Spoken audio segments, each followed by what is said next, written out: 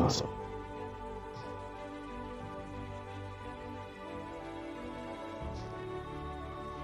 Salut à tous les cogito-navigateurs, amateurs de réflexion profonde et de découverte intellectuelle. Aujourd'hui, je vous embarque dans un voyage philosophique passionnant. Dans ce tutoriel, nous allons explorer ensemble les meilleurs mots de la démarche d'enseignement et d'apprentissage de la philosophie. Attachez vos ceintures mentales, car nous allons plonger dans l'histoire, comprendre les profils didactiques des philosophes et explorer les courants de pensée qui ont sculpté cette discipline. Préparez-vous à devenir les maîtres de votre propre réflexion philosophique. C'est parti!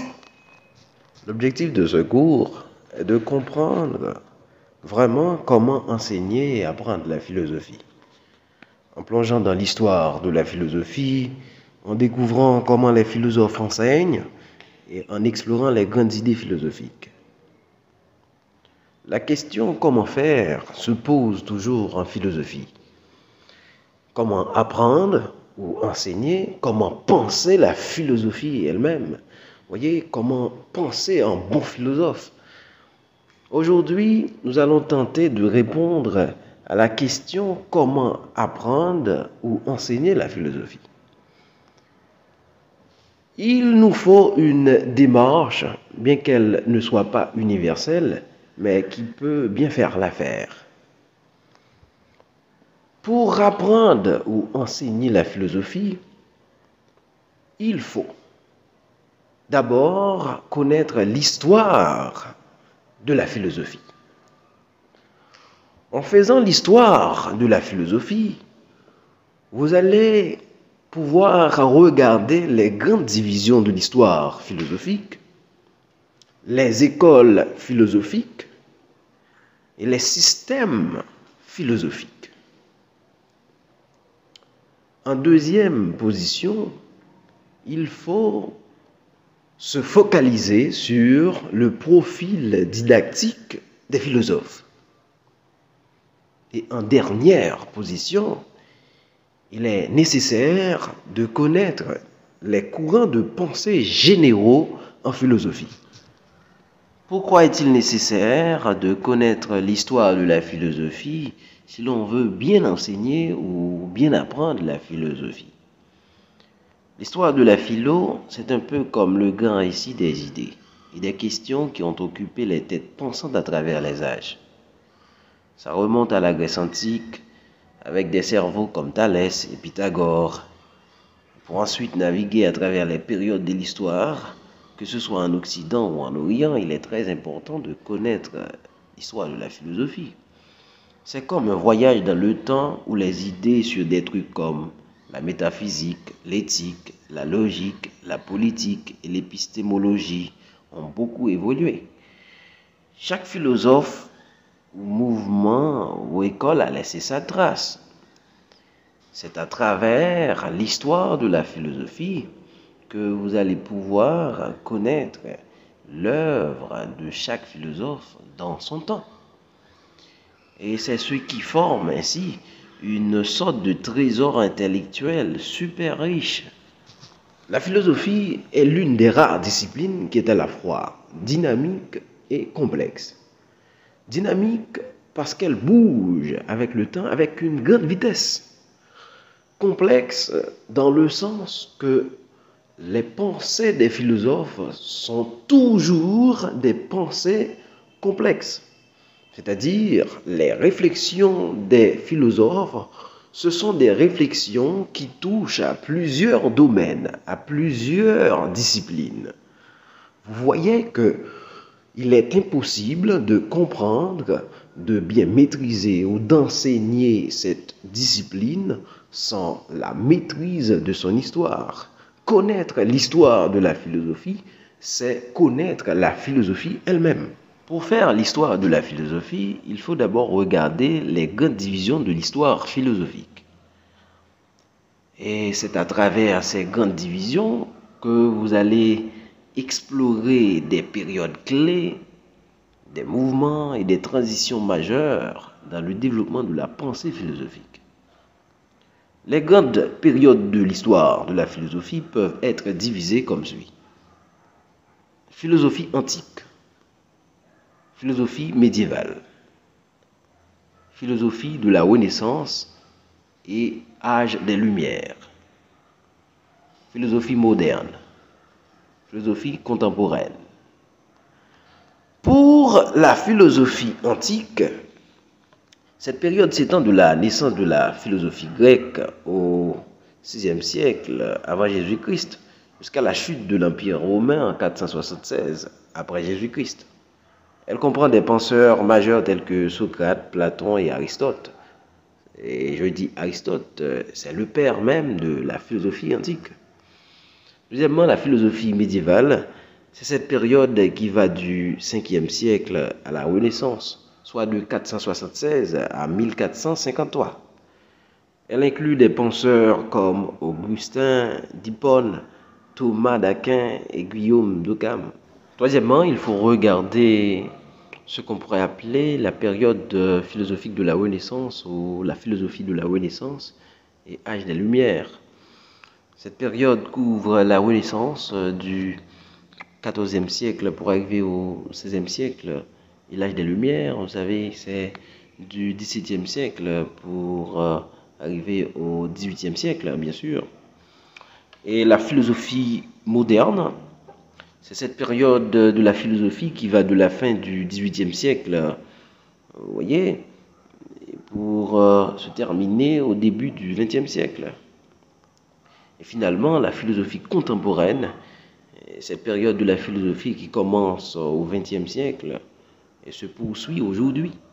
C'est-à-dire, nous sommes dans la période contemporaine de la philosophie. Les cogito navigators, vous qui êtes appelés à devenir des philosophes, vous serez bientôt des philosophes contemporains. Pour faire la promotion de la philosophie, on développait un instrument. Cet instrument s'appelait et s'appelle jusqu'à nos jours école philosophique. Les écoles philosophiques représentent des regroupements de penseurs qui partagent des idées, des doctrines ou des approches philosophiques communes. Et à travers les âges, plusieurs écoles philosophiques ont été développées. Puisque les penseurs philosophiques ou les philosophes ne partageaient pas toujours les mêmes pensées, les mêmes conceptions, voyez, ils ne voyaient pas toujours les choses de la même manière. Donc, il fallait développer plusieurs écoles. Et nous avons cette première école, appelée école platonicienne, fondée par Platon. C'est cette école qui a influencé la philosophie occidentale pendant des siècles. Et cette école mettait l'accent sur des idées abstraites, la réalité des formes et la recherche de la vérité. Il y avait plusieurs autres écoles qui se sont développées avec le temps, comme école aristotélicienne, et il y avait école stoïcienne, il y a école épicurienne, il y a école cynique, il y a école médiévale, il y a école empiriste, il y a école idéaliste allemande, et chaque école philosophique offre une perspective unique sur la réalité. Chaque école perçoit la réalité à sa manière. C'est ça qui a donné naissance à plusieurs courants philosophiques. Chaque école développait un ou plusieurs courants philosophiques, des systèmes d'idées philosophiques. Je viens de vous dire récemment que la philosophie est une discipline très importante, certainement, mais on ne peut pas l'étudier sans son histoire, c'est-à-dire l'histoire de la philosophie est capitale pour comprendre la philosophie. Et dans l'histoire de la philosophie, il y a 3 facettes à respecter. Premièrement, les grandes divisions de l'histoire de la philosophie, et deuxièmement, les écoles philosophiques et en troisième position, les systèmes philosophiques. Mais pourquoi les systèmes philosophiques se situent après les écoles philosophiques? Les systèmes philosophiques se situent après les écoles philosophiques, c'est parce que ce sont les écoles philosophiques qui donnent naissance au système philosophique. De sorte qu'on peut même imaginer ou admettre que chaque école philosophique a donné naissance à un ou des systèmes philosophiques. Maintenant, qu'est-ce qu'un système philosophique?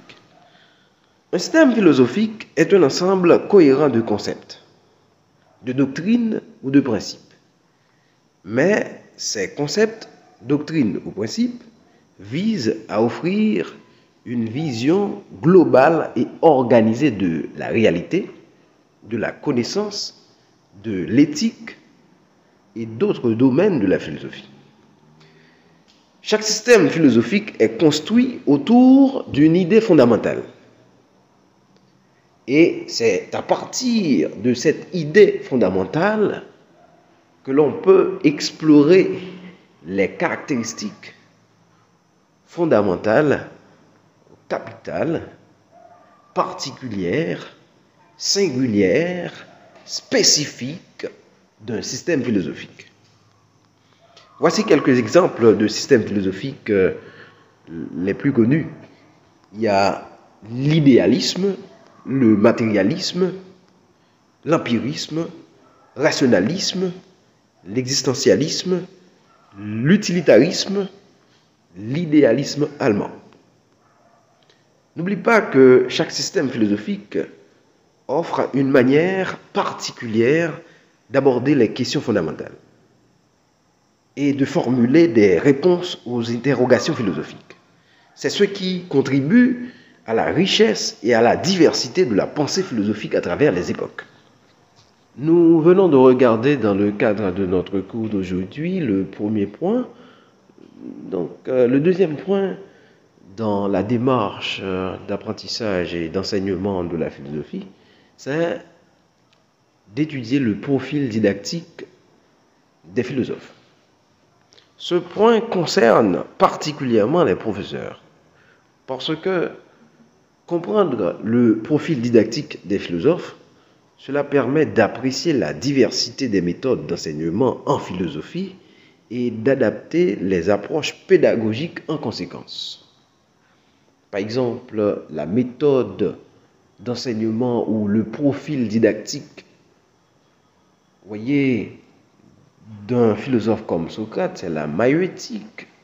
La maïeutique socratique, voyez, l'art de faire accoucher les esprits. Notre troisième et dernier point dans le cadre de ce cours, la démarche pour apprendre et enseigner la philosophie, c'est de connaître les courants de pensée généraux en philosophie. Et je vous dis que les courants de pensée généraux en philosophie représentent des orientations majeures dans la façon dont les philosophes abordent les questions fondamentales.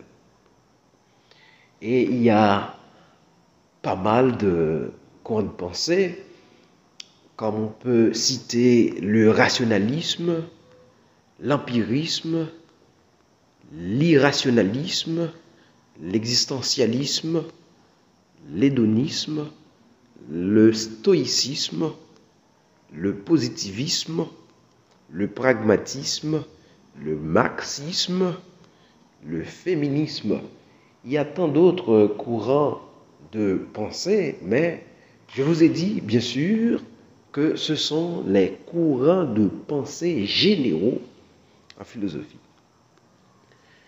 Ces courants de pensée nous offrent différentes perspectives pour aborder les questions fondamentales, les questions philosophiques, et ce qui reflète la diversité des approches dans le domaine de la philosophie. Je vous pose cette question. Quelle différence faites-vous entre système philosophique et courant de pensée philosophique? Voilà, chers cogito-navigateurs, amis philosophes en herbe, nous arrivons au terme de ce voyage à travers la démarche d'enseignement et d'apprentissage de la philosophie. J'espère que ces discussions ont allumé des étincelles dans vos esprits et suscité une soif de compréhension plus profonde. N'oubliez jamais que la philosophie n'est pas simplement une discipline académique, mais un moyen de naviguer dans les eaux tumultueuses de la pensée. Que chaque question que vous posez soit une boussole vous guidant vers de nouvelles perspectives.